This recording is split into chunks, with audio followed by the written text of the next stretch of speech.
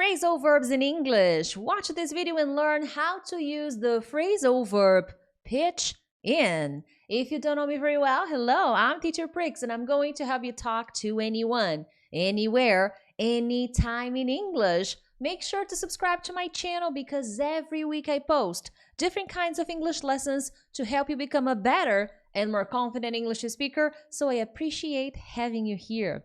Now, phrasal verbs in English. There are too many, I know, but slowly but surely, slowly but surely, you will learn more and more. You don't need to worry about the number. Focus on the quality. And every week I come here with the different phrasal verbs and examples to help you better understand how to use phrasal verbs. And guys, if you are at a B1 level, C1 level, you cannot escape. I'm sorry. I wish I could tell you, you don't need phrasal verbs, let it go, But no, vocabulary is going to be part of your everyday practice at this level, especially B1 and C1. But phrasal verbs are there. Native speakers use them all the time. But it's not about focusing on memorizing. The process that I teach here and that I teach my students is never aimed at memorizing that exact word, but learning how to use the words you learn. And while you're using those words, connect them with your life. And that's how you memorize them, without the intention of memorizing, but the intention of using that word. So at the end of this video, post one example. Try. Connect the phrasal verb with your life. Think of something. That's how you build up your vocabulary, okay? Now, to pitch in, and sometimes you will see the preposition with, okay? Especially when I'm talking about things, and I will explain, okay? It is an inseparable phrasal verb, okay? It is informal and typically informal. It's not that you cannot use at work. You can use this phrasal verb at work, meetings, conversations, slightly more formal conversations, but it is a good one for informal scenarios, and you will understand why, okay? It means to join in and help with an activity. So you help out. Help out is another phrasal verb, and it's a synonym in this case, okay, for pitch in. And basically, guys, when you pitch in with your work, with help, with an action, or with a noun, you are doing part of the work. You're giving something, such as money, advice, your time, or maybe material things that a person or a place needs because you want to help, okay? Take a look at the example, and I created a few examples to help you fully understand this very popular phrasal verb. The playground looks great. Local stores pitched in with the toys. Some neighbors helped repaint the fence. So everything is looking good. Oh, man. Now, picture this. You live in a nice neighborhood, and there was a park, like a playground that needed some kind of renovation. It was old. The toys for the children were old and consequently a little bit dangerous. The fence needed some painting. So the neighbors pitched in with the color, with the paint for the fence. The local stores, the local businesses pitched in with the new toys. And now look at this beautiful playground for the children. So the local stores helped with the toys. Okay, they bought new toys and they gave the new toys, for the community to use. So they pitched in with the new toys. The neighbors pitched in with the paint, okay, with the material to paint, to repaint the fence, as you can see here on the screen, this beautiful playground. It is just an illustration, okay? So now everything looks beautiful. Our children will love this space, okay? So that's the idea of pitch in. And in this case, the local stores helped, pitched in with the toys, the new toys, okay? And the neighbors pitched in with the paint, with the ink, with the painting. Okay, I think painting is better here. Repainting the fence and buying the paint, not ink, buying the paint to repaint the fence.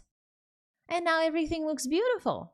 So that's the idea, okay? So everybody pitched in with the toys, well, the local stores. They were trying to help out. That's how you use pitch in. There's another use, I will talk about it very soon. Let's take a look at a few more examples. We must all pitch in with work. Okay, everybody, you must pitch in with work. You want to help? Pitch in with work. We don't need no money. Yeah, we don't need no money. Informal, okay? You don't say that in a formal setting. Double negation. We don't need no money. It's wrong. But in informal situations, you will hear native speakers say it, but it's not the best, okay? Don't do it. Now, we must all pitch in with work. We need hands. We need more people to help, okay? Who wants to help? Who wants to pitch in with volunteer work? There you go. To contribute, to provide assistance, to be here to help out, to give a hand, okay? Another example, and I have a question for you. Does all your family pitch in with the housework? Be honest. Be really honest, the right amount of honest, okay? Does your family pitch in with the housework? Or better, do you pitch in with the housework? Ooh, it's Saturday, your wife is there cleaning, or your mother, and there you are having breakfast. Do you pitch in with the housework? Oh, it's okay, Mom, I'll do the dishes. Tell me, be honest. Not everybody pitches in with the housework. They run away. They find an excuse. Oh, I have to watch Teacher Prix's lesson. Gotta study. Y'all, you should pitch in with the housework. Be a good Liam, okay? Guys, as I said before, something that I always tell my BSA is how I call my students from my academy, Baby Sardine in the area.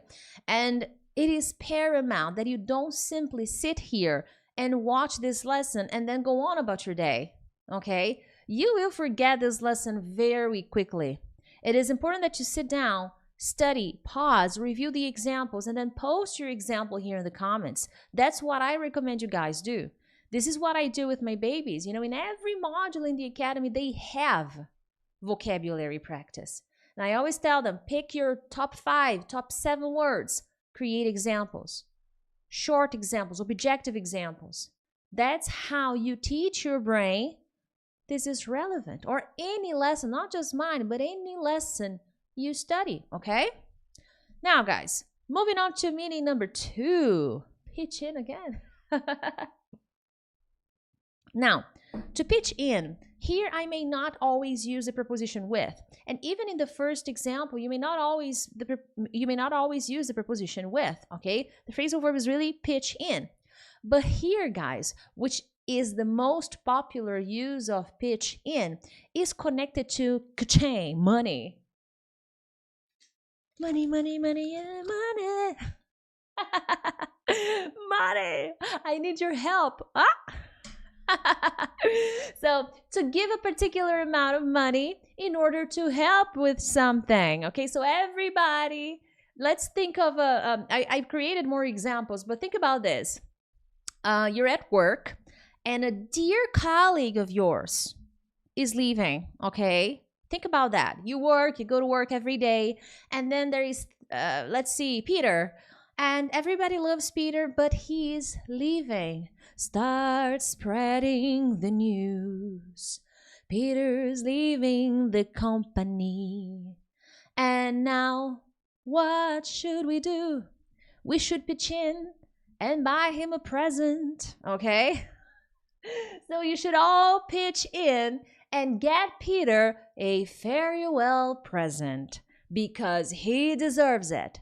He was a good man, a good colleague, kind, generous, helpful.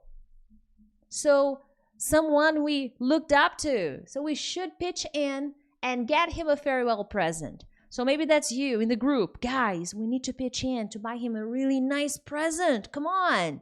That's the idea. And here it is connected to money, not with your talents. with your assistance, with your hard work. No, it's your money. Open your wallet, okay? So we all pitched in and got you this farewell present. We hope you like it. And Peter, I'm sure Peter will like it. Maybe it's not maybe the person's name is not Peter. I imagine it's not. But there are people like that, people we really admire who work with us. And when they leave, we miss them, and we want to show our respect. Here in Brazil, I don't know where you're from, but here in Brazil, in offices, people typically pitch in to buy presents, birthday presents, to their managers, to their colleagues. So at work, people typically pitch in and buy a department birthday present. Do people like to do that? Some do, many don't, okay? Because it almost feels like it's mandatory. Tell me here if you're from Brazil, does that happen to you where you work? But I feel like not everybody agrees with this kind of practice. It is not mandatory, but it'll look damn awful if you don't participate, if you don't pitch in, okay? And in this case, if I say if you don't pitch in, I mean with money. I don't mean with anything else. So how do you tell the difference? You tell the difference between the first meaning and the second by context. Okay, hey guys, we're thinking of buying Christina a birthday present. So can you pitch in? Yeah, like $10. I think if everybody pitched in with $10, that'll be amazing. Let's go. There you have it. Okay. Look at this. Another example. If we all pitch in, we can raise enough money for the renovation of the church. Oh, this is also very common. In the countryside, I'm from Brazil. I grew up in the countryside, and in my neighborhood, we were building a church, And I remember that I was really young at the time, but I remember that while we were raising money to build the church, we sometimes had parties. We sometimes asked people to pitch in with ingredients to prepare the food for the party. See, to pitch in with ingredients to prepare the food for the parties so that we could sell the food, so we would throw parties in the space where the church would be built. And so people would pitch in with work, with food, and there would be parties, Christian parties, not like parties, but just like you party. You know what I'm saying? And eventually, we were able to build the church. It is a beautiful church. I'm very happy that I was part of this. I don't live there anymore nowadays. And even my parents, who still live there, they also moved to a different neighborhood. And guess what? They moved to another neighborhood. It's a new area in the town. They are also saving money to build another church. So there we go again. Pitch in with work, with food, with games to raise money to build another church. Very well, my friends. I hope you enjoyed this video. If possible, share this lesson with a friend. As I always mention in my lessons, I have an amazing study plan cycle that will help you if you study alone and you need better ideas to organize the way you study to have efficient results, to get out of the B1 level of the intermediate level. So let's go. Take a look. But other than that, I'll see you next time. Bye.